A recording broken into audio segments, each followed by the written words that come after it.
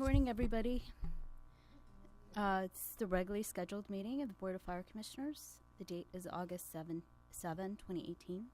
The time is about 9:05. Roll call. Let the record reflect Commissioners Ibarra, Glacier, Hara, Woods Gray are present, and we have a quorum. Madam President. Thank you. Flag salute, moment of silence.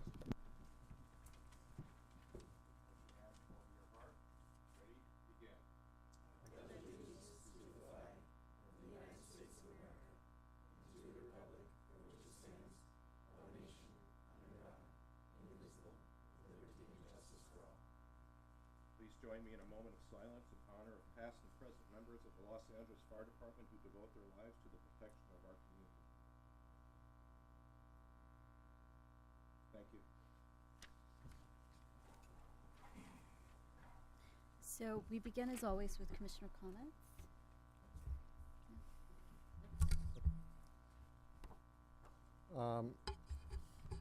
On July 18th, I did attend the event at Dodger Stadium in recognition of the restoration of 4 fire engines by way of the SAFER grant from the federal government, and the mayor was there. My city councilman Bob Blumenfield was also there, and then representation from the LA Dodgers likewise. So it was a nice event. And then the following day, actually, there was a graduation event at Joe Tower 81, and basically, as always, it's always nice to see all the new recruits and who are graduating and what have you. And of course, the mayor was there for that event. And then the following Monday, July 23rd, was the press conference relating to the 4 advanced provider response units, and in that, one of them at least was funded by Kaiser Permanente, so I got to see all of my former colleagues from Kaiser, since we did help fund the APRUs. And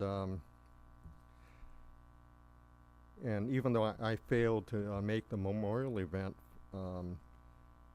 in Moore Park recently, and this past month has been a terrible month. We had Yosemite and Redding, and then our own city fire department firefighter, and so just a terrible month from that standpoint.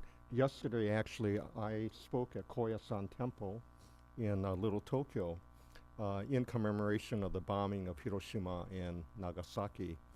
And I was invited to be the keynote for that. And in that, just reminding everyone that we don't ever want to see another nuclear detonation anywhere on this planet, because understand that the Hiroshima and Nagasaki bombs are 13 and 15 kilotons, whereas the smallest bombs now are in the megaton range. So one bomb can literally devastate half of the country with one detonation. Not only do you have the blast effects, and as firefighters, you realize there are firestorms that are created, and the firestorms are even worse than the 150 mile per hour tornadoes in the fire up at Redding, in the car fire. And then obviously everyone knows about the nuclear radiation effects, including cancer and leukemia and what have you. I just want to mention tomorrow at City Council, Los Angeles City Council will be voting on, no first use, keeping one single individual from pushing the button, so to speak, that was promulgated actually a couple years back by Ted Lieu from the 33rd congressional district here in Torrance, and then Ed Markey from Massachusetts, senator. And the two of them have a bill that has been resurrected now, saying that no single person, namely the president, should have the authority to decide when a nuclear weapon be detonated. That it should be really Congress that makes that decision. So the LA City Council will be voting on that. This resolution is going through a number of different cities. Last night, Baltimore voted on it, and they passed the resolution. Chesapeake and a couple other cities back east have already acted upon it.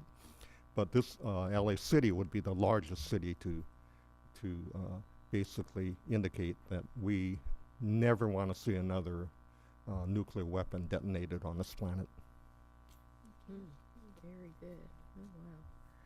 Oh, wow. Good morning.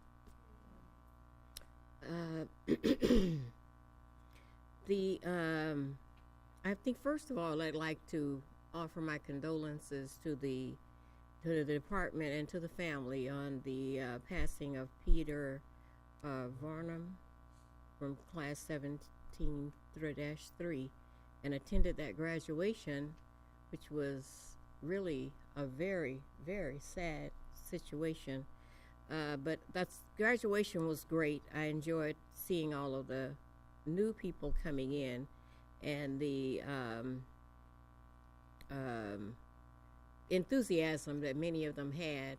And I'd had an opportunity to speak with that class, so it was I really liked that class because they're different, a little different from some of the others.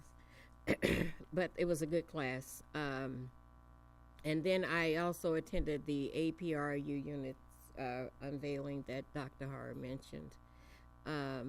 And I continue to pray for the safety of all of our firefighters because, as Dr. Hara mentioned, we lost 2 firefighters in other fires in other parts of the state, and those fires continue to rage. It's just scary, devastating to watch them on television, and thinking of what they must be going through in real time.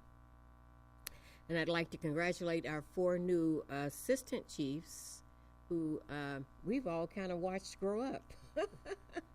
And it's kind of fun to see that happen, and know that we'll be in good hands with the new chiefs that are coming up to work with other chiefs who are already there. And we're wishing them the best. I also attended the Women in Homeland Security's inaugural award ceremony, and was very proud of the LAFD's presentation. We had Chief Crowley, Chief Badawi, and Commissioner Ninberg were on a panel that actually discussed women and their careers and roles in public safety, and how this had affected them and how they may have an impact upon younger people. There were a lot of young people there who are in Homeland Security and public safety, which was good to see. Not only women were there, it was also men there. So that was good. They did a very good presentation. And since we were here last, we had an anthrax threat at Congresswoman Maxine Waters' office. And I would just like to at some time hear how the department is prepared to deal with this, because this was a false alarm. But with the times we live in, it could have been a real thing. And so I would like at some time to hear how the department is prepared to deal with those kinds of threats. I think that's probably it. Oh, I did go to the jazz concert that Councilman Curran Price has. And of course our representatives from the fire prevention were there. They were patrolling and making sure everything was safe and secure, and it was always good. It's always good to see our people there because we know that things are in good hands when they are there. And that's it. Thank you very much. Thanks to the service that everyone is doing, and thanks to all those people who are fighting those fires, because it's just a tremendous job. Thank you. the other commissioners at the APRU press conference. Exciting to see that finally catching on. I know it's been a significant labor for our department to get those up and running, and so I'm excited to talk more about those today. Also, I had a nice dinner and ride along with Fire Station 63. Venice Beach is an interesting spot for us. We took a drive down the boardwalk there, and those bird scooters are just out of control. I asked when I came in, I said, are you getting a significant increase in call load for the bird scooters? They said, oh my God, Commissioner, it's like 8 a day. They go on just on those scooters, and sure enough, we're driving down the boardwalk, and there's a call comes in about 50 feet in front of us. Somebody had wiped out on the bike path there, and just trying to actually treat somebody on the bike path with bird scooters flying by you. It is insanity. They go really fast, and people look don't like they would be so much fun. Though. They look like a lot of fun. I agree, and that's the internal challenge I'm having here. But people should be wearing helmets on those things. Yeah. And the call we went on, sure enough, was a head injury, and it is bananas. They do need regulation. They just go flying around there. I was thinking about our APRU press conference, and that boardwalk is a perfect place to have a gator with an NP or an AP there on the weekends. If we had the money to staff that, it seems like there's pretty hefty call load just coming down off that boardwalk with all those tourists down there, and you could probably just set up shop with a couple of bird scooters nearby and be fully employed for the day. But anyways, it was a good visit. I appreciated the crew down there. Also, echo congratulations to our new fire administrator and our new assistant chiefs. Congratulations, everybody. Thanks. Thank you. Moving on to report of the fire chief. Thank you, Madam President. The following is a summary of the events attended by the fire chief for the dates July 17th through August 6th. On July 17th, the fire chief participated in a videotaping promoting skin cancer screening for all sworn and civilian personnel for the fire department, which is being sponsored by County USC Hospital, and this was at Fire Station 4. On July 18th, the fire chief attended a breakfast reception for retiring Assistant Chief Andrew Fox at Fire Station 88. On that same date, the fire chief attended the same press conference that commission members were at regarding the SAFER grant for the deployment of 4 new engine companies, and that was at Dodger Stadium. July 19th, fire chief and command staff attended the firefighter graduation for class 2017-3 at Drill Tower 81. On July 23rd, the fire chief attended the press conference for the deployment of the new APRUs, and this was at Frank Hotchkiss Memorial Trading Center. July 31st, the fire chief and command staff attended the memorial services for firefighter Peter Varnum, and this was at Moore Park Presbyterian Church. Today, the fire chief and Dr. Eckstein are in Houston and getting a presentation on telemedicine, and they're going to bring that back to the department and see if that's actually something we want to do. And it sounds like they're getting some good information on that. So that's the end of my report. Great, thank you. So moving on to verbal report by the department on significant incidents from July 7th through August 6th. Chief Boyer.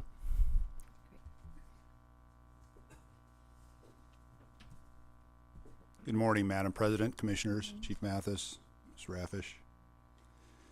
I'm Al Poyer, the Chief Deputy of Emergency Operations for the Fire Department. My purpose here today is to update you on emergency operations activity over the past month. It's been dominated by wildland fires across the state. California is experiencing extreme weather conditions across the entire state with record high temperatures and low humidity. It's been referenced by some of our commissioners this morning.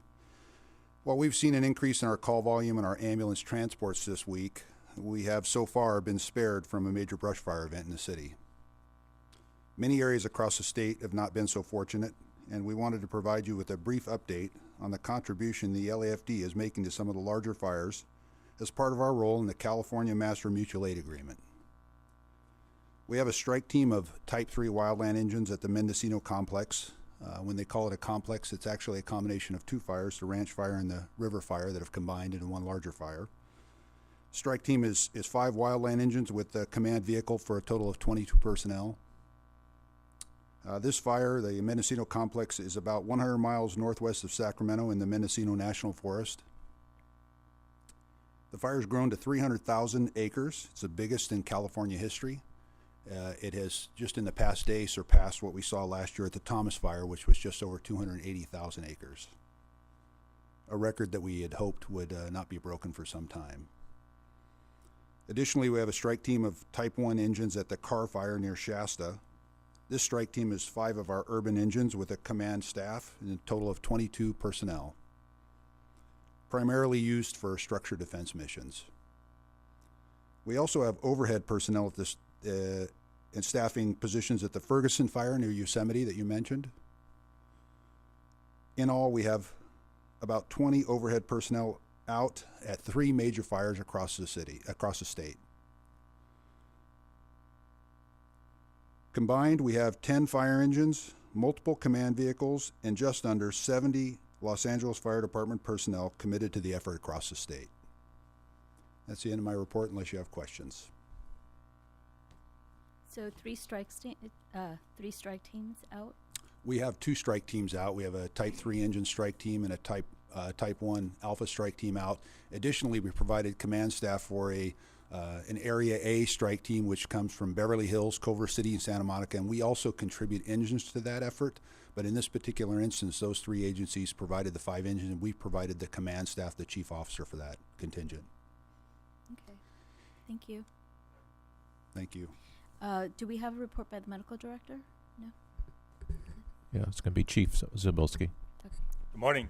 I'm Morning. Doug Zabilski, Battalion Chief assigned to our EMS Bureau. I'm filling in for Dr. Eckstein this morning, who Chief mentioned is in Houston. Some of the more prominent EMS responses we've went on this time period. One from just yesterday, you may see it in the news this morning. Actually, 2 dispatches went out simultaneously, one for a vehicle accident with a pinned victim, and the other was for a shooting. Turns out those incidents were related. It was a vehicle-to-vehicle shooting that then one vehicle crashed with another vehicle and pinned a pedestrian underneath.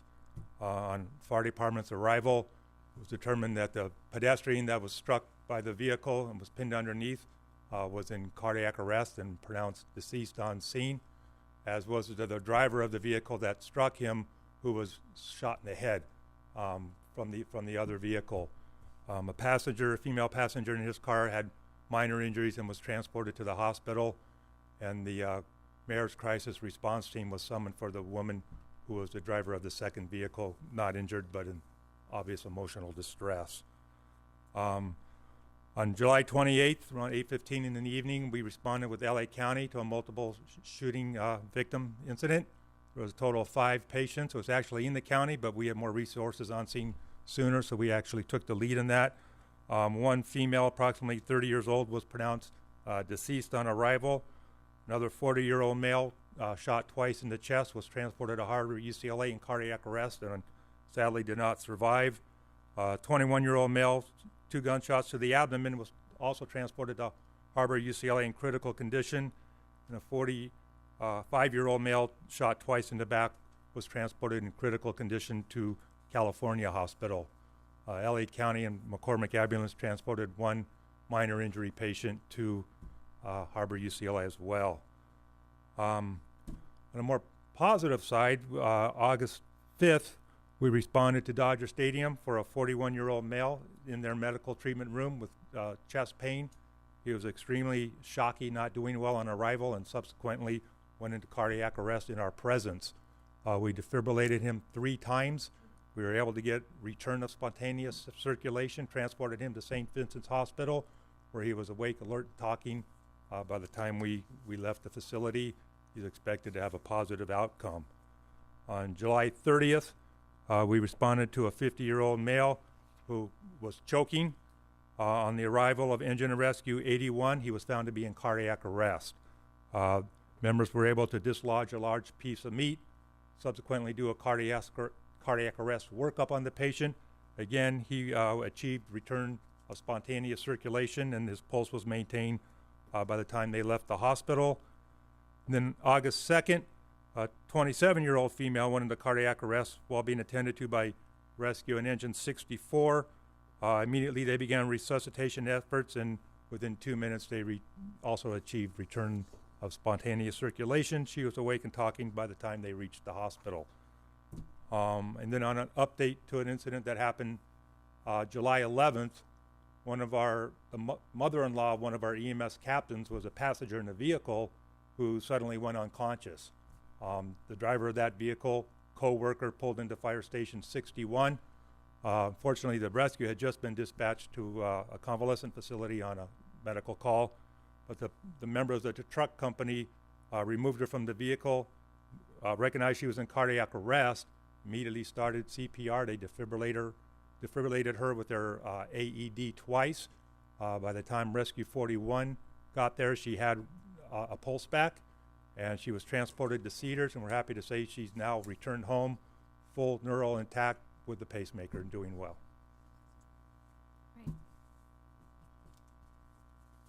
Great. Thanks That so much. completes my report unless you have any further questions. Thank you. Nope, thank you. And we don't have any presentations today, so consent agenda items. All right, move to adopt the recommendations for items 4A through 4D. Second. All in favor? Aye. So our first regular agenda item is a report by the Department on Fire Prevention Inspection Activity for the second quarter 2018. BFC 18079. It's going to be Chief Harvey.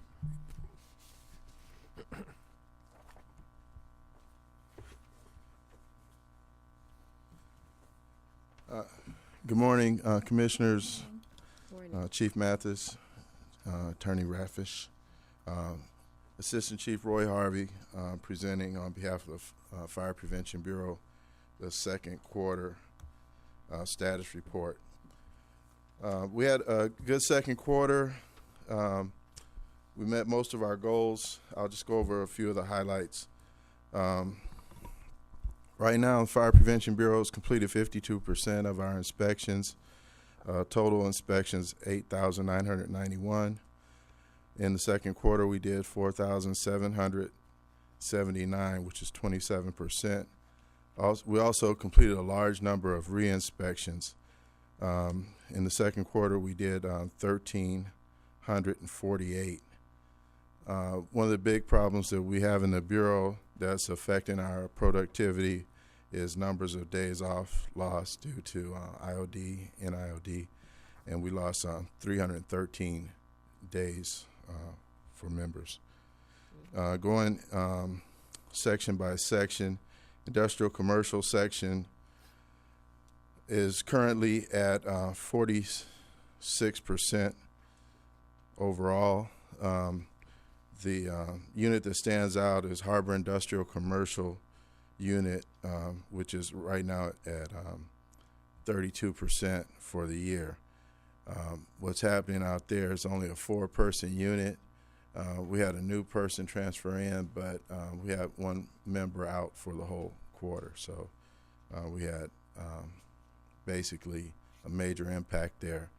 The plan to correct this problem is our high-rise unit, which is also part of the industrial commercial section, is a little bit ahead. So we're going to be looking to get a volunteer, and there's more experienced inspectors to be detailed there for a short time.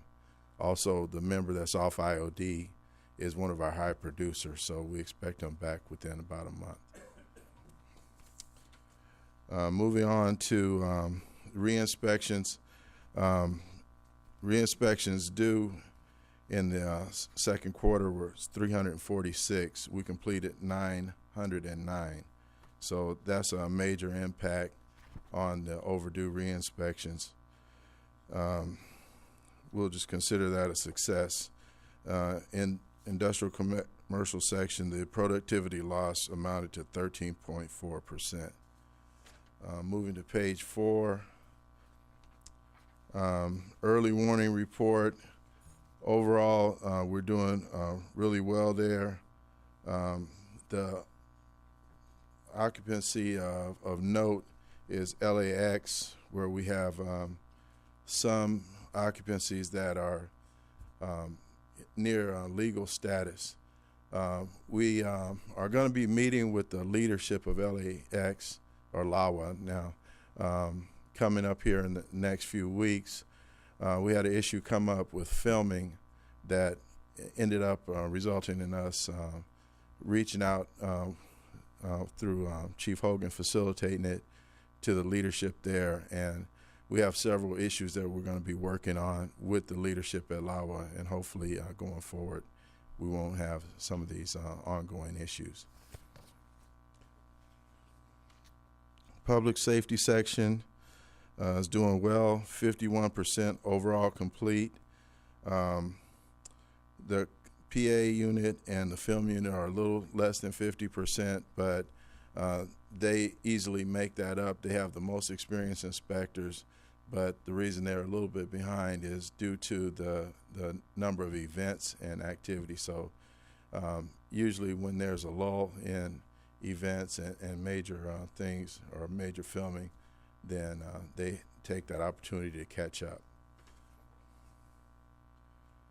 Re-inspections also, public safety section, they've done well. They completed 461 in the second quarter. There was only 326 due, so they were able to make up some ground there. Major impact on that, even though we were fully staffed, IOD and NIOD, again, we lost 189 days to IOD, 234 to SK, and 184 to family illness. So that's major. Public safety section also on the early warning report. That's one of the biggest accomplishments we have now. We only have 2 occupancies in the 1 year area, and that's due to legal. 6 to 12 months, we're only at 29 overdue, and then now within the 3 to 6 months we can focus, we're at 230, but that's a very manageable number since we're coming out of the thousands. Also, fire development services. We're doing well at fire development services as far as meeting our goals. The goal is normally 95% being seen within 30 minutes. We're in 85% to 96% range, and a lot of that just depends on the flow of activity. We have a certain number of inspectors. If we get a rush, sometimes it takes a little longer to see the customers. But if you look at seen within 60 minutes, we're almost at 100%. So the average wait time, the goal is 15 minutes, and we're at 14 minutes, 0.75. So that's pretty good. The main area that we're concerned about, the goal on the backroom turnaround, which is the more complicated plan checks, is 6 weeks. And right now we're at 51-day turnaround. So we need to improve on that, but that's more of a staffing issue. During that quarter, we lost one of our most experienced people, the supervisor, who had 28 years plan checking experience, and we replaced him with a member with 5 years experience. So it's going to take a while to make up that learning curve.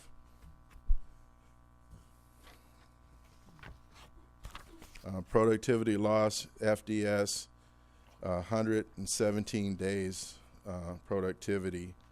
So that's a major impact. Legal unit. The second quarter was very productive for the legal unit. We had 48 legal packets submitted, completed 59 Reg 4 hearings, Reg 4 hearings processed for 59 and completed 15 hearings. We just hired hearing officers, so that number will be going up. So we completed the hiring process, which was big for us.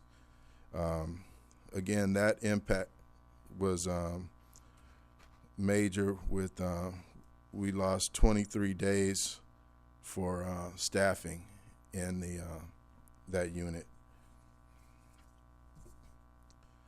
R1s, R2s. We're doing well with that. We completed Battalion 18 on the R1, R2 inspections, 100%. That was 8,283 inspections. 7,282 were compliant, which was 88%, and 1,001 non-compliant, which was 12%. We're now in Battalion 11 and 13. Battalion 11, 520 R1, R2s were completed, 462 compliant, which was 89%, and 58 non-compliant, 11%. And Fire Station 13, 563 out of 1,395. 524, which was 93%, and 39 were non-compliant, 7%. And finally, the fire prevention referral program. Last time there was some question about that. That's gaining a lot of momentum. In the second quarter, we had 141 referrals from the field. 97 were due to automatic alarms, 22 due to illegal habitations, 5 for cannabis, and 3 for excessive storage, and 14 miscellaneous. That concludes the report unless there's any questions.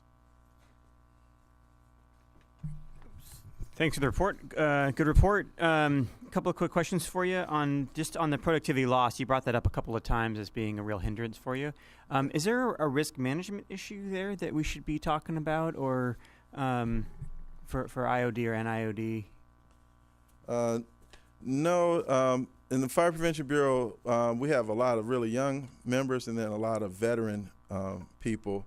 It's a pretty low impact occupation, but some of the injuries that are being treated are accumulated over time. So the members normally manage it pretty well, where they let us know that they're going to be getting planned surgeries and things like that. But I see. It's not a lot to be done. We want to make sure the members are healthy and well taken care of. Unfortunately, we don't have constant staffing like the field, so when somebody goes out, we're just down a body. I see. Okay. Maybe an inspection bureau wellness program. Well, they work out. As a matter of fact, Chief Crowley does a good job of hitting the gym almost every day. Yeah. Set a good example. Yeah. Yes, I appreciate the example being set. All right, yeah, it seems like that is it seems like things are generally going really well, and that just is what your biggest issue is there. So. Yeah. Okay. I appreciate the work being done here on the re-inspections. I'm putting up some big numbers on the board there, so congratulations on that. On the referral program, so those numbers are trending. Well, you know what? When we get the automatic alarms, your next report on automatic alarms, we can go and I'm interested to see how those numbers are trending over time. Trending upward. It's kind of spreading by word of mouth. Yeah. When officers have successes, they say positive things, and then more officers use the program. Yeah. Okay. Yeah. Otherwise, looks like a successful quarter. Thanks. More Thank you. Thanks for the report. It's well documented here, so we can see what's happening. I'd like to know more about what's going on with the cannabis department next time we have. I don't know when our next update is, but I think we have an ongoing cannabis thing that but if not, we'll just bring it back. yeah, I know it's not today, but I'm just mentioning I'd like to know more about it because I realize we just started to certify, I think, in LA, although we have hundreds of them that are not certified. Yeah, we're working closely with the Kent DCR. So we're a resource for them. We're organized on our end. We just need to staff up a little bit. Okay, maybe, well, I'm sure there'll be a report coming. I just wanted to make sure we knew. We'll put it on. Okay. Thank you. Thank Okay. you. 5B is. Oh, no, sorry, move to adopt the recommendation for item 5A. Second. On favor? All right. 5B is report by the department on the fast response vehicle, advanced provider response unit. BFC 18080. It's going to be Chief Zabilski. Morning again. Good morning. Good morning. Well, the report was submitted, dated July 24th, regarding the status for both the fast response vehicles and the advanced practitioner units. In regards to the fast response vehicles, some of the statistics show that fast response vehicle 91 responded to 362 incidents during the quarter in this time frame, with averaging 4.8 incidents per shifts, or half an incident per hour. FR9 in downtown dispatched. Their response time was, on average, was 51 seconds faster than engine 9, 42 seconds faster than engine 209, 1 minute 9 seconds faster than rescue 9, and a minute 11 seconds faster than rescue 209. And the 91's response times averaged 5 minutes 25 seconds, which was 26 seconds faster than engine 91 and 30 seconds faster than rescue 91, which shows the effectiveness of their abilities to get on scene more quickly, initiate ALS intervention, and do their triage determination that reflect whether we still need to continue the ALS responses or they can be downgraded to BLS, or vice versa if a BLS response needs to be upgraded to ALS. In July 23rd, we introduced 3 new AP units. Dr. Eckstein asked me to express his appreciation for that program and for the representation the board made at the press conference.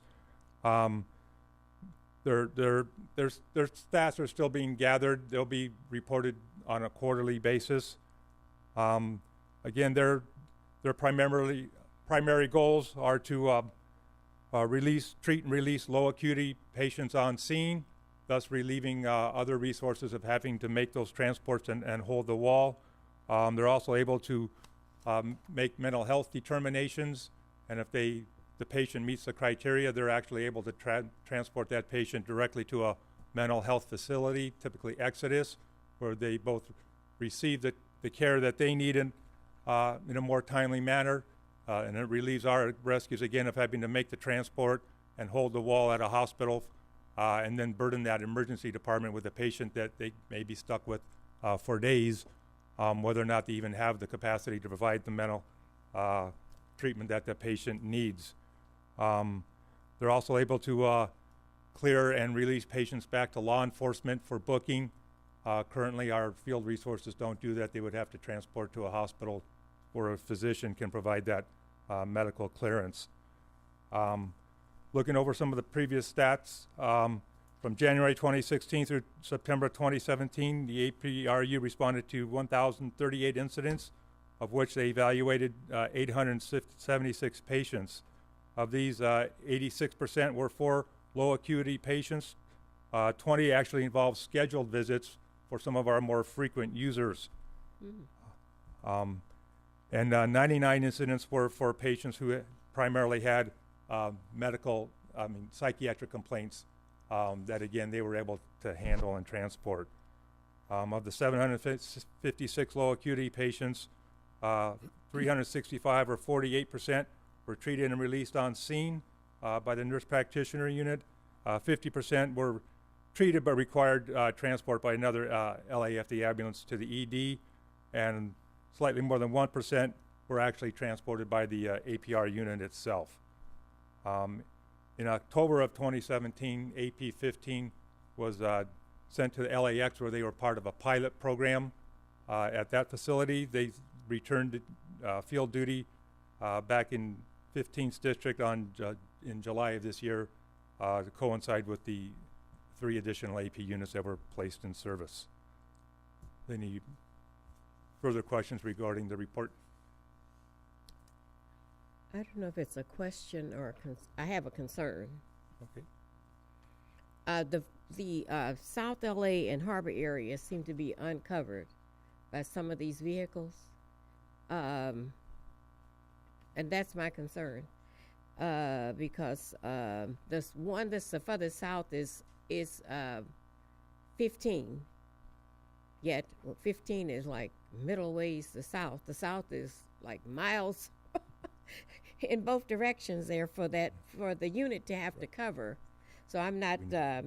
I am concerned though about the fact that, and I assume I'm not sure whether we're getting more of these vehicles that will be then dispersed to the southern and harbor sections of the city.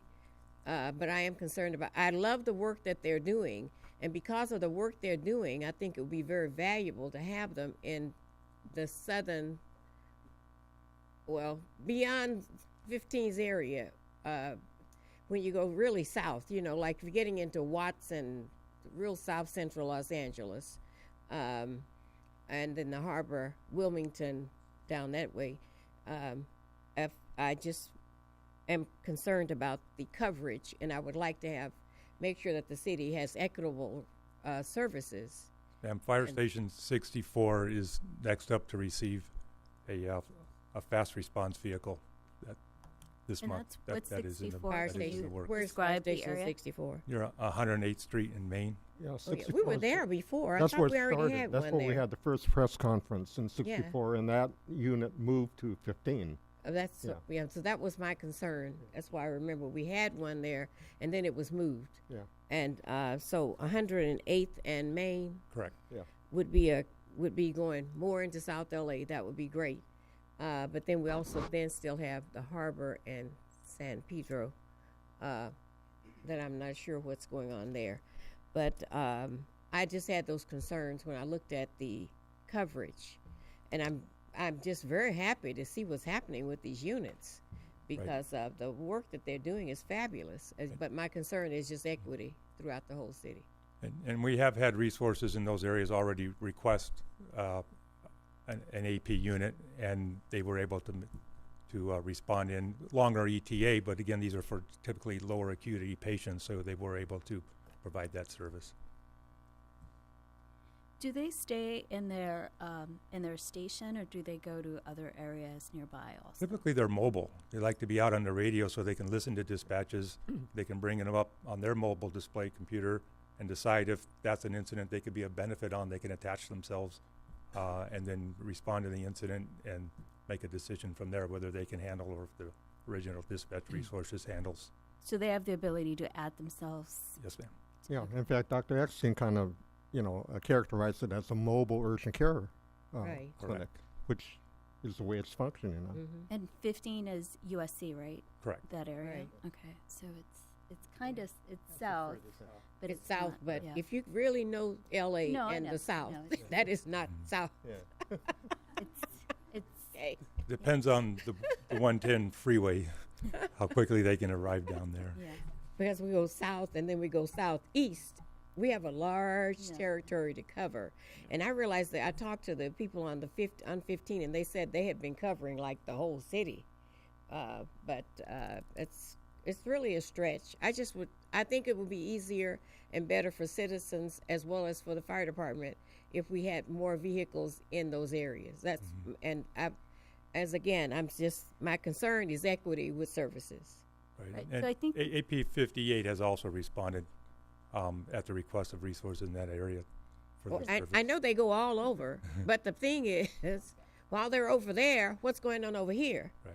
We really need to look at covering the whole city, I guess. That's, So- it just makes it easier for everybody. Makes it easier for our people in the vehicles, and it also makes it easier for citizens to receive services. who are in these areas far away? So I think that one of the goals was to have an APR unit at every single division, and we have 4. So that's where we're starting. But you're right that we should be looking more at where the call load is higher and where they're going to, be doing more benefits. And I think that's kind of part of what the plan is, right? Correct. In fact, we'd like to have either an AP unit or a fast response unit in each battalion. Okay. Very good. So the next ones that we get then are moving into the areas like in South LA and the Harbor in Wilmington and San Pedro. Okay. We continually evaluate the data. The EMS Bureau does a really good job of that, evaluating the call load and moving resources around appropriately. And as we get funding for additional FRVs and APRUs, we'll continue to try to fill those gaps that you've discussed. So we'll keep you updated on that. Okay, thank you. Sorry, I just have a couple more questions on this one. So it was a good try.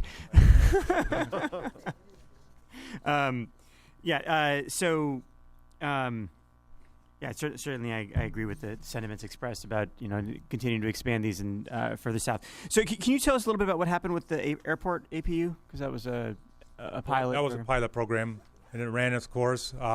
Currently, the model at LAX is to staff a bike team there 7 days a week, 20 hours a day. That's what's currently underway. They are looking to restore an AP unit there. However, it's negotiations with the airport are complicated and ongoing, and while it is in the plans, it's one of the lower priority plans. We're looking at the next 2 AP units that have been funded partially by hospital donations to be at Fire Station 84 in Woodland Hills, and then another one in Fire Station 4 downtown, coming from donations by Providence and California hospitals. Okay. And then 2 more, at our Metro Dispatch, 2 more nurse practitioners assigned to Metro Fire Dispatch, where lower acuity calls can be sent to their council, and they can decide whether they're in need of a resource dispatch, or if they can handle it through advice, possibly steering the patient to a clinic, offering a taxi service to pick them up and take them there. Just alternate forms of dispatch to lessen the load on our resources. And what is the schedule for that Metro hiring? The job bulletins were just posted a week or 2 ago, so we're still in the process of collecting applications from interested candidates. So we ran out of names on the previous list? We did. Okay. And then on the schedule, these are all 410s, right? So the APs are 410s. Correct. And the FRVs are 410s. Correct. And on the staffing on the FRVs, how are we doing on staffing? How often are they staffed? I'd have to get back to you with those exact numbers. They're staffed pretty frequently. FR9 is staffed by our TEMS paramedic, so they're regularly assigned. FR91 is hired by overtime out in the valley, and I believe it's in the 80%, somewhere in the 80 percentile, but I'd have to confirm that. Yeah, I'd be interested on that. I think it's, these are units that seem to be proving their worth, although I want to come back to that question. But obviously, if no one's in them, they can't do the job they were intended for. So that's certainly an ongoing concern of mine, is the schedule on these and the APs. I'm very excited to have AP 82 in Hollywood, which is great, but I remain concerned about the 410 schedule. I'm not sure that Hollywood is getting the utilization that it could be getting by running them in daytime hours on Tuesday through Friday, just given the nature of the area. So I know this continues to be an ongoing question, but I just want to put my 2 cents in. I encourage you to continue to think about what the appropriate scheduling looks like on this. Plus, we've talked about this with the sober unit as well. On the the data. So I'd actually like you guys to come back again in 6 to 8 weeks. I'd like to see the data differently. Last time I asked for the report, I asked for there to be actual goals established of what are the goals of the units. And I'm not telling you what the goals should be, but you have given us the primary services, which is interesting. But what I'm really interested in is what are the goals of the units that we are measuring success by? And I understand that the initial metrics that we created when we first piloted this 2 years ago have changed, and that is totally reasonable and expected. But we now have more of these, and I would like us to continue to grow the fleet here. I think that's a really great addition to our department. But I also want to know for both the FRV and the AP, what are the specific metrics we're trying to hit? What are we trying to accomplish? How do we know that we got there? The units shouldn't be they shouldn't be excluded from that question. So when you come back, I would like to see a table, because it is a little bit hard to pick stuff out of a paragraph here.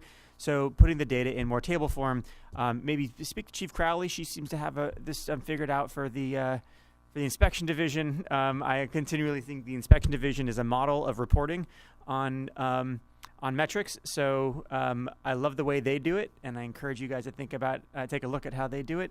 But I want to see it laid out really clearly, so we can see: are we seeing increases in calls? Are we seeing decreases in emergency room visits? What is it that we want to be looking at here, so that we know that this is a program worth investing in? And I will preface that by saying, I believe it is a program worth investing in, and I want to invest more in it, but I also want us to be clear on what we're getting out of it, because I think that will help us make the case to do more of this. And on the FRVs, again, think it's great. Still worried about scheduling on it. It seems like when I certainly talk with folks in the field, they will say, yeah, the FRVs are great when they're in service, but we could use them a lot of times when they're not in service. And I think that as a department, I absolutely believe we need to be thinking more about expansion of two-person units with a broad scope of mission. They're not just medical, but also there's probably a lot of other things out there that the two-person units could be a really useful piece of our work. So would love to see you back here with the medical director in 6 to 8 weeks with a little bit more robust reporting on goals, metrics, and statistics. Otherwise, I remain very encouraged by the expansion and hope to see more. When do we expect to see more FRVs, and where are they going to go? Well, that depends on how long it takes to get through the hiring process. For the FRVs? Oh, the FRVs, the one in 64 should be later this month. Okay, so that's already staffed. That's already... Is that the only addition that we're contemplating right now? Currently, that's the next one that's already proposed and it's budgeted. Correct. Okay, and then we don't. Other than that, we don't have any additional yet budgeted for this fiscal year. Not to my knowledge. Okay. Are we going to have enough new data by then? Because I know that for the APRUs, you're just scaling up right now. Previously, we just had one. So are you going to have new data by the time that Commissioner Glazier is requesting? Well, absolutely. We'll be able to provide you with the data. I don't need new data. I'm actually interested in the existing data, but I'm interested in it formatted a little bit differently based on these are the metrics we're trying to hit with there. These are our goals. But I just want to see the goals spelled out. Correct. Okay. All right. Thank you. Where'd he go? Receive and file? Okay. Well, I think he's back. Since July 23rd, when they first went into service, AP7 has gone on 22 responses. Uh-huh. Now, when a unit can't be staffed because, say, the member's on vacation or the nurse is on vacation, AP7, Terrence Ito is our nurse practitioner assigned to that. So then that resource will be closed because he assumes a training role where he, right along with other units, provide additional training, go over their documentation and so forth. And then his partner would be the driver, the paramedic partner to an AP on another unit.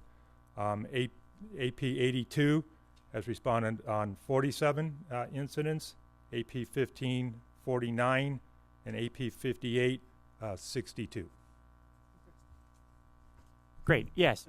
So you guys are collecting data. I know they're doing great work out there. Again, this is me being really excited about the program. Just wanting to see what the how we're going to measure success and define success of the program, so that we can continue to push this into the future. Sorry. One other thing that occurred to me at the press conference is that what can we do next with these units, and that's something I'm interested in also in hearing about. Is seems like we have a basic mission here, but what more can we do? And I know there's a question, I was speaking to Dr. Sanko about data and the ability to exchange data so that we can actually start to do a coordination of care, particularly for some of our more frequent users out there.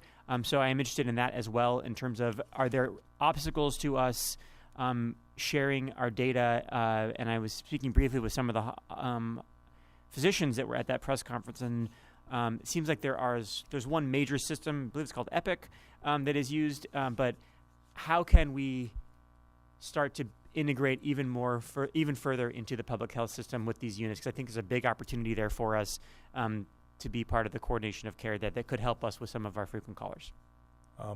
Dr. Eckstein's working with USC. We're currently looking at getting 2 graduate students who are in their master's programs for community health, and utilizing them as interns to try to help direct some of our chronic 911 callers into alternative services. And then in the Valley, for instance, Terrence Ito has reached out to LAPD's medical evaluation units to see where are they going with some of their psych patients, to see if we can't form partnerships with them so that we do have alternative destinations in addition to just Exodus for areas in the Valley that right now we don't have those options currently. And so far he's been able to establish one in Van Nuys, near off of Van Nuys Boulevard, that will be able to accept our psych patients in the Valley. Great. All good steps forward. So, okay. Well, I'm excited to see what more we've got on this, and I look forward to seeing you guys back in roughly 2 months. Yes, sir. Thank you. Thank you. Move to receive and file this item. I'll second that. All in favor? Aye. 5B. 5B. So now we're to 5C, and River Report by Operations South Bureau. And it's 2017 annual report.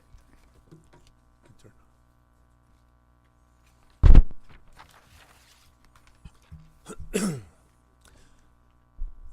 Good morning, Commissioners, Madam President, Chief Mathis, City Attorney. I'm Deputy Chief Ronnie Villanueva, Operations South Bureau, and I have a quick presentation to give you. I should be done, I'm sure, within an hour and a half. It'll be brief. That's the bad part, they know me. Actually, I'd like to introduce to you the staff of Operations South Bureau. First Fire Commission meeting, Assistant Bureau Commander Jamie Moore. Yeah. We know him. We don't need a round of applause for everyone, but this is his first one. James Holland is not here today. Jimmy Holland, our Captain 2, in charge of training and support. Todd Cremens is here, Captain 1. I know our management analysts, Lori Scroce and Erica Cabrera, do not want to be recognized, but they're right there. And Nancy Medina, our EMS educator, is not here today, but she's part of our team also. And also, I do not want to ignore our firefighter, Eric Lazar. He's on light duty at South Bureau, but he's part of the team, and he's been doing a lot of great work for us. So didn't want to ignore him and all the work he does. Thank you very much. And I probably should have done that earlier, but now you have all the names up there. Also, Battalion 13, battalions that we have 26 stations total in Operation South Bureau, 11 in Battalion 6, 8 in Battalion 13, and 7 in Battalion 18. Community served. In short, OSB serves the harbor area, Harbor Gateway, and certain parts of South LA and West LA. Those are not all inclusive. Of course, we might be missing some of them in there, but that's for the most part, that's what we serve. Council districts, we have council districts 4, 5, 8, 9, 10, and 15. We do a lot of work with our council districts. We have great relationships with all of them, and we try to meet as often as possible. Also, if you notice the numbering that's on there, in the bold, those stations are physically located in each council district. The italicized stations are physically located within another council district but serve a portion of that member's district. Neighborhood councils, we have 30 neighborhood councils in operation. South Bureau, we probably could go, except for Sunday, but we probably could go to a neighborhood council meeting every night. And we're right now in the process of trying to meet as much as possible so that we can introduce myself as the new bureau commander, since our Chief Palacios is in a nice retirement right now, and also the neighborhood council districts have been very, very, very good to us. Major stakeholders, we have USC, Coliseum, the Port, and Farmers Market. USC, we have a great relationship with the University of California, with all the football games that we have, just all the activity that goes down there. Every year it builds stronger and stronger, and I give most of that credit to the staff, the ones that are constantly going out there and visiting, and the battalion commanders in Battalion 13 that constantly visit and keep up the good relationship. We also have our USC football, Rams football. The thing is with this right here, this takes up a lot of our time. Between the USC football games and our Ram football games, we have 15 scheduled games. There was 17 scheduled home games for the Bank of California. So those take a lot of meetings, and I give that credit to Captain Cremens and to Captain Holland. Those two are constantly going to meetings, constantly building the relationships. EAPs, the event action plans that have to be put together. There's a lot of work, a lot of games, so a lot of their time gets taken up with our sporting events. The Port of Los Angeles, that is the nation's number one port in terms of container volume. We also have a great relationship with the port, and it's constantly growing. The picture that you see there is one of our super tankers, a super cargo. The port's been dredged. It goes from 50 feet to 85 feet, I believe, to be able to accommodate these large ships. 27 terminals. At any one time in the port of Long Beach and LA, you'll have 13 vessels that are in port. So the port is very active and constantly busy, 24/7.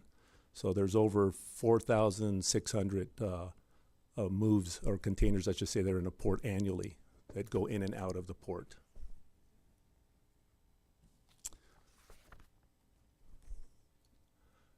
Farmers Market in the Grove. Again, that's in Battalion 18. There's a lot of activity that's over there, and it's quite a statistic that we have there, and it's hard for me to believe, but that 18 million visitors annually, which is more than what the annual visitation is at Disneyland. So you can just imagine how many people are in and out of that area. With the presentation, I'm going to split it up a little bit. It'll be Chief Moore is going to come up right now and talk about incident types. Then Captain Cremens will come up and talk a little bit also, and then I'll finish it up. Good morning, Madam President, Commissioners, Chief Mathis, Mrs. Radfish. I'm going to walk you through real briefly about the different incident types that we have.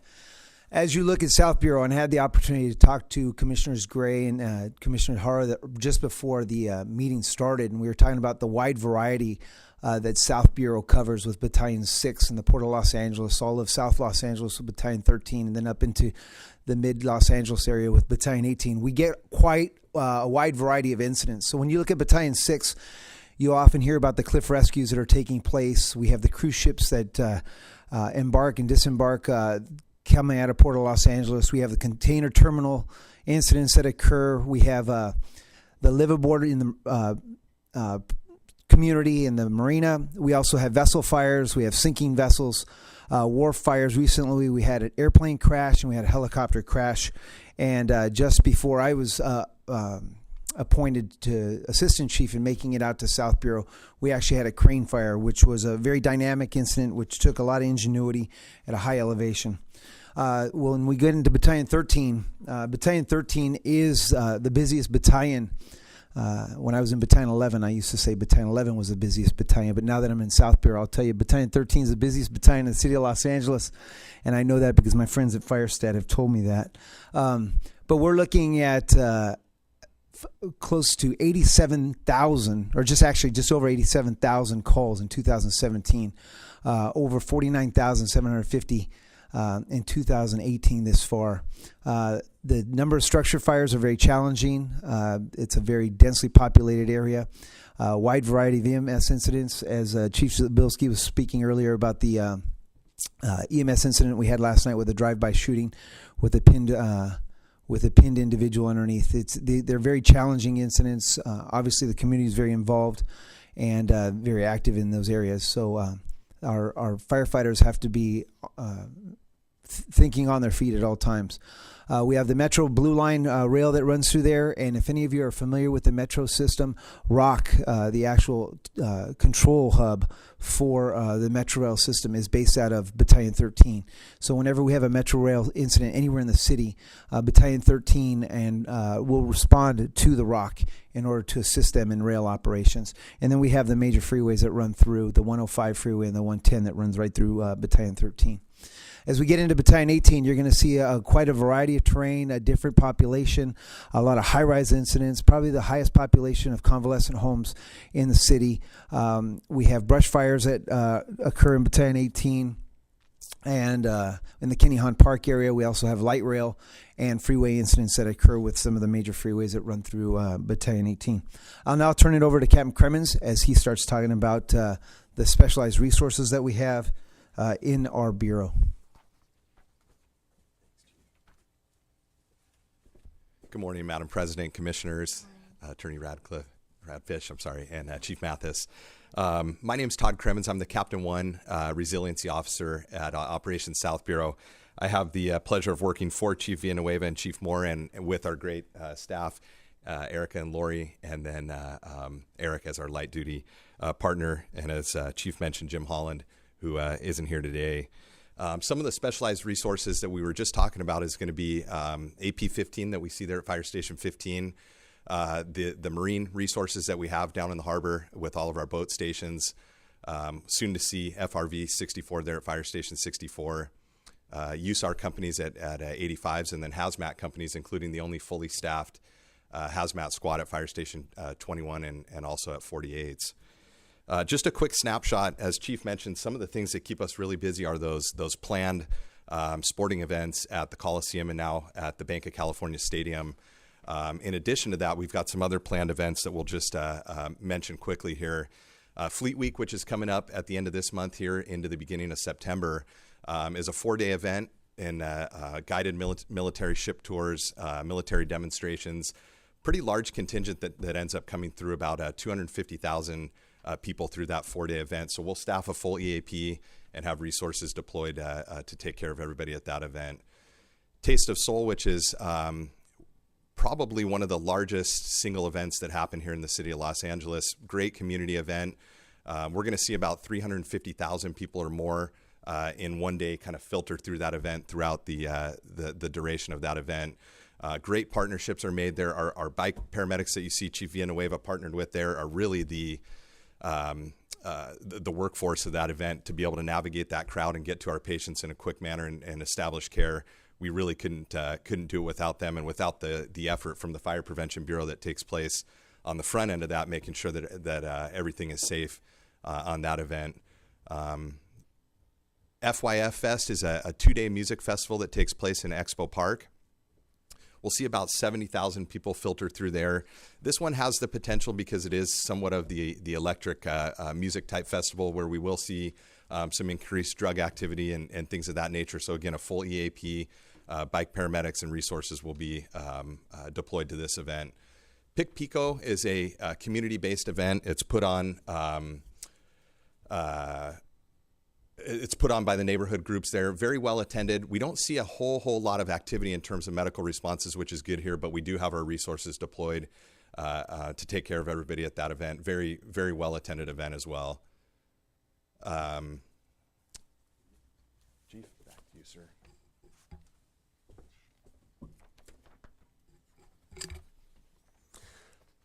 I'm going to take over a little bit here for Captain Holland, who is not here with us, but he does an outstanding job with training and coordination as our training officer.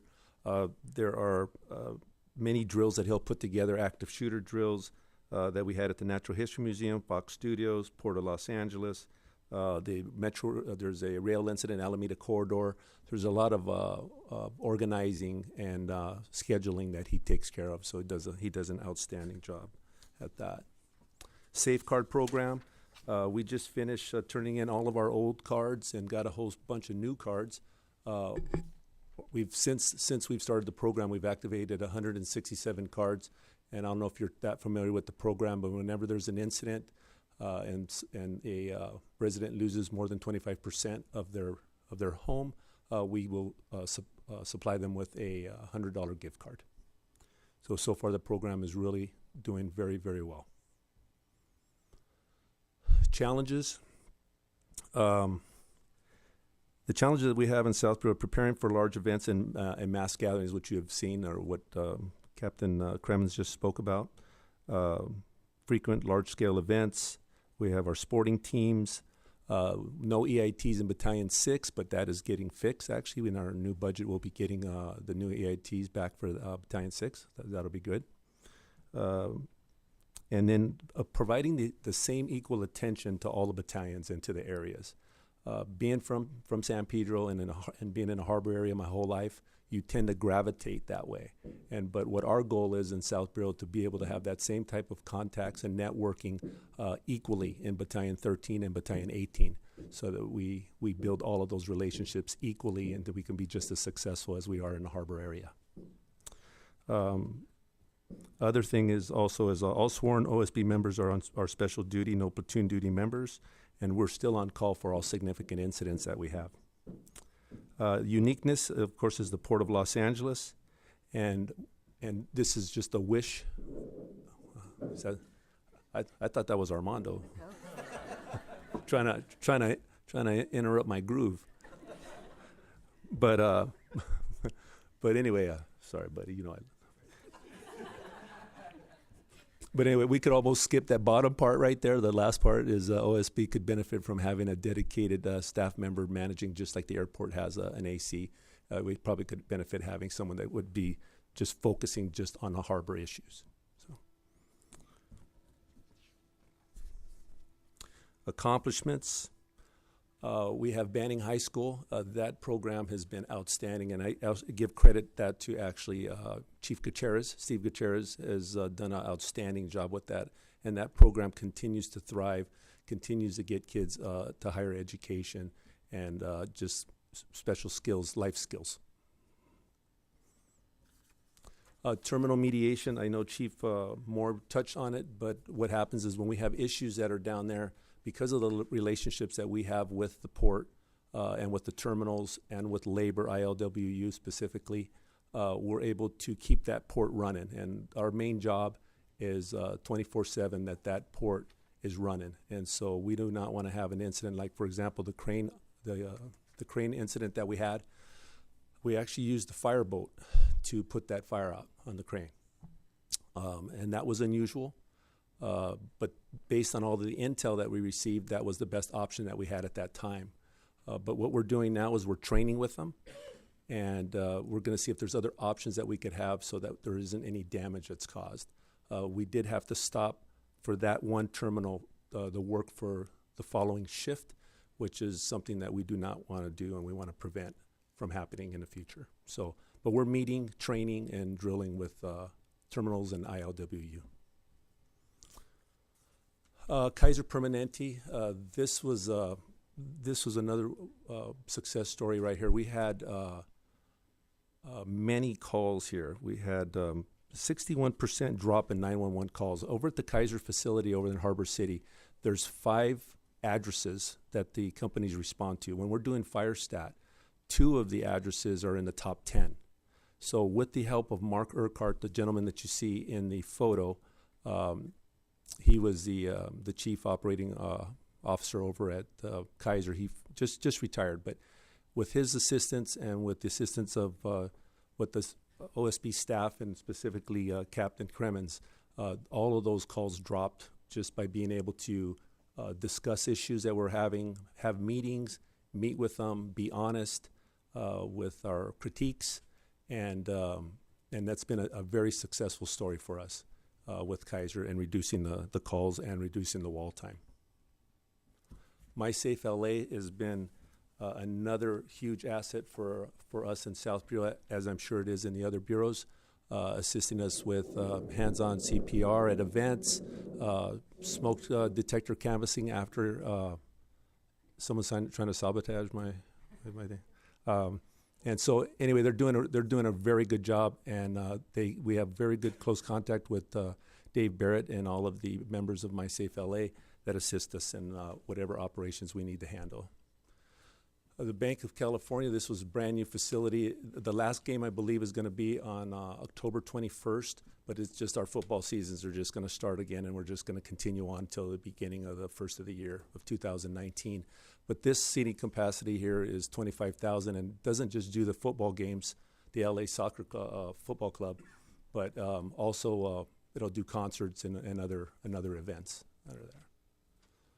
The benefits of the 4 bureau structure has been, of course, being able to have that one face that the public sees all the time. As you see in that photo that's right there, and I believe this was actually the same photo that we had last time, was that's members of Engine 33, and that lady right there was out there by herself with a pick trying to do some gardening. And the members of Engine 33 saw this, and they stopped and dug it all up and cleaned it all up for her in about 15 minutes and made her a very happy neighbor. Council member relationships. That right there's Council Member Rue, but we have OSB is available at all times for all of our council districts that we have that I had mentioned to you earlier. Council District 15 happens to be in the same building with us. So there again, that goes back to what I was saying earlier. We're able to have a close relationship with Council District 15, but we want that same equal relationship and that team building with all of the council districts. Interagency relationships, there are many that we have up there. I'm part of the Area Maritime Security Committee meeting, and we meet quarterly. And those are the members, those are the parties that show up, the agencies that show up to the meeting. So we have very good networking quarterly. And then also when we have a large event of some sort, when you, it's very calming to be able to see all the faces that you recognize and actually being friends with the people that are responding to emergency incident. At the very bottom, and it says, and more, and actually what that was just the companies that I forgot to mention, which was LAPD, Long Beach Police Department, LA County Fire Department, and LA County Sheriffs. But all of those, we meet regularly. And that is the end of our report from Operation South Bureau. If there's any questions that you have specifically for me, I am ready for those at this time. Thanks for the report. Couple things I'm interested in. So tell me a little bit more about this Kaiser partnership. I'd rather tell us. Not me. What happened was we were getting so many calls to Kaiser facility that we didn't have really a good relationship, and we were getting complaints of our responses and their responses to our people going. You get called to like a Kaiser hospital? To Kaiser Hospital. Like to the lobby or something? Yeah, just. And then you'd carry them around to the other entrance? Yes, no, well, it would be different calls. We could be going to the wrong place, or why are you transporting this patient? Why don't you take care of the patient here? But it's a BLS call, and it should be an ALS call. And so we would have those type of issues that kept coming up. So we said, you know what, we need to get together and start meeting with Kaiser. So we started meeting with their command staff, for the lack of better words. And then we started meeting and started finding out, hey, what can we do better? So Kaiser had their issues that they had with us. We had our issues with Kaiser, and just had a mediation, basically, sat down and hashed it all out to how we can improve our performance on both ends. And that's what reduced it down. And also we meet, and actually Cap Kremens could probably explain a little bit more, but how many times do we meet with them? Quarterly. For that specific purpose. Yeah, for that specific purpose, just to keep the relationships down. So it started, that's how it started. It started by having some things that just weren't going well, and just how can we improve the practices on both ends. Got it. Okay, that's interesting. You so that wasn't even specific about sort of patient care. It was really about the actual facilities and responses to those facilities. Right. Yeah. Got it. And yeah, patient care. Sometimes it would. I mean, we would do the best we could, of course, but you're responding to an urgent care on the Normandy side, and why didn't you go to the Vermont side? And then there's the emergency room side on the PCH side, and so I see. There's just a lot of logistical issues to work out there. Right, and we were able to meet and then become really good friends with the staff that's over there. And now that Mr. Urquhart is gone, we're now going to build a new relationship with his replacement, and we'll start all over again. But we're actually have a very good, strong relationship with them now. Good. Well, that sounds like a real success. It is a success. And certainly proves out the value of having the 4 bureaus. I know that's something was one of the points of having the 4 bureaus, was to try to be able to build those relationships out there. So glad to see that's working as intended. On the so I know I've asked you this before and you told me the answer, but so we added a fast response boat to the fleet down there. Is that true? That's coming. We do have it all. Actually, all we're waiting for right now is an MOU. And that's with us right now and the port. And so we should be getting that, I would say, within the next couple of weeks. We should be then. One of the members that's handling it for the port is on vacation right now. That's the only thing that's holding it up. But it's already in line. It's already set up. They've already given us the boat. And also, I mean, we don't have it in possession yet, but on paper. Sure. And we'll have it for a year. And then they're going to give us a different boat. It's just a loaner in the meantime until they get a new boat. And it's going to be docked next to boat 2? Yes, it'll be out there in front. Okay. Well, I'm interested to see how that goes. And the whole point of that is to be able to respond quicker to the Fisherman's Wharf there, and to the areas that we have there. But the terminals that are right across the bay, ports of call, the bridge, the Catalina Cruise Terminal, the Iowa. We had a lot of incidents that were there in a 2-year span, where getting that there just a little bit sooner would have saved some lives. Got it. And so will it be staffed with paramedic or with just EMTs? With firefighters and that's what I mean. EMTs. Sorry, Yeah. It'll be a BLS or an ALS resource? It'll be BLS. Got it. Okay. On some of the challenges you talked about. So yes, I am pleased that you will be getting your EATs back. Actually, we'll be fully restored at the EATs. I think that's going to be a great step forward for us. Is there any cost recovery when we staff some of these gigantic events? Do we get any cost recovery, or we just do that as one of the services we provide? It's one of the services that we provide, but we are in the process of hopefully trying to get some money back. So if LAPD gets some money back, then maybe we'll get some money back. Very good. And as far as the an AC for the port, is that something the port would potentially, LAWA pays for their AC, don't they? We did have one. Probably about 5 years ago. That you? I happen to be that person. Okay, yeah. all right. And then they got rid of me. Yeah, I see. No, then whose fault was that? We don't want to talk about that. Yeah. But it was actually a very good spot, a good position. They changed the staff over at the port with new leadership, and with that went that position. So, but it's definitely something that we could use very badly. Okay. Well, so imagine it's an ongoing conversation there with. Yes, it's something more of a relationship building. Just one day, I'm sure they're going to see that it's a position that's needed. Got it. And thinking about just South Bureau in general, as we consider what the future of resourcing looks like, if you could wave your magic wand and you could add a couple of resources in the area, what would they be? You get 3. I get I get 3. Well, we're in the process actually of hopefully getting Truck 38 back in the harbor area. So that's going to be huge. And where's that coming from? Over there on Safer Grant. So that's in the Safer Grant. In the Safer Grant. Got it. Yeah. And then what else would you guys be interested in? Well, if I wave my magic wand to be able to resources or just in general things, because what we actually really need is repair of our docks and the boat fleet. Boat 4 we need a new boat 4. That would be another resource that would be huge.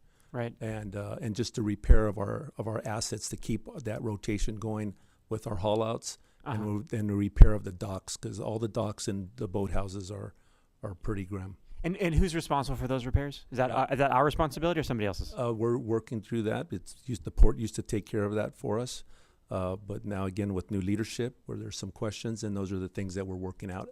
Actually, right now I have a meeting, myself and Miss Jenny Park on the 30th of August with the port to discuss exactly that.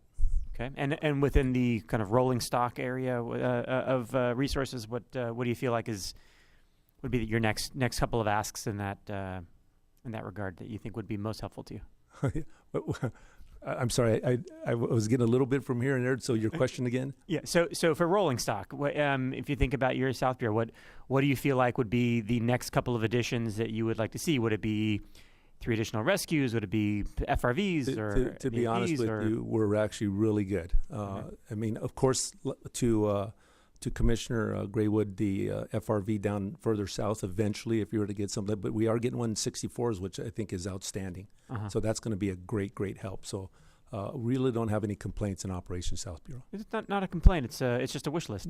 I know, but I'm happy with what we have. And very good. Okay. Yeah, very so fortunate. no additional resources to the South Bureau. Yeah. Okay. Understood. Thank you. Okay. Good. That's all I got. Thanks. Chief, from 108th and Main to San Pedro is a nice drive. Yes. So you definitely need more resources. Oh, and I appreciate all of your support to all of the commissioners. Because I make that drive every once in a while, and I know it gets further and further, it seems like. Yeah. It takes longer and longer. Yeah. Well, I know the goal of Chief Taraz is to eventually have, and like what Cap Zabilski was saying, that we'll end up having a FRVs in each battalion. Well, I commend your group and your division and all the bureaus and everyone, because this is a really busy section of the city. And I do believe that these private businesses who are using our services should be paying something. I'm surprised to know that they don't pay anything for the services that we provide, because the services we provide are beyond, I think, the regular call of duty, and that they really should, because most of them are private businesses and making quite a bit of money. And there should be something built in for them to help with the services we provide, because it helps their profit actually, because we help to keep areas safe and secure, yes, as well as the police. But thanks for all that you do, because it is a large area with a lot of things going on. Thank you so much. Also, I'd like to a little extra thank you to the ladies in the office. They put this presentation together and helped us out. So kudos. Very pretty. Kudos to them. Very nice. Well done. Yeah, they take care of us and keep us on the straight and narrow. Thank you. Any more questions? Thanks for your presentation. Thank you very much. Thank you. Seeing it was less than an hour and a half. Yes, it was. So that's our last item. So Great. Move to adjourn. Oh, public comment? No public All right. comment. Move to adjourn. Second? All in favor? Aye. Aye.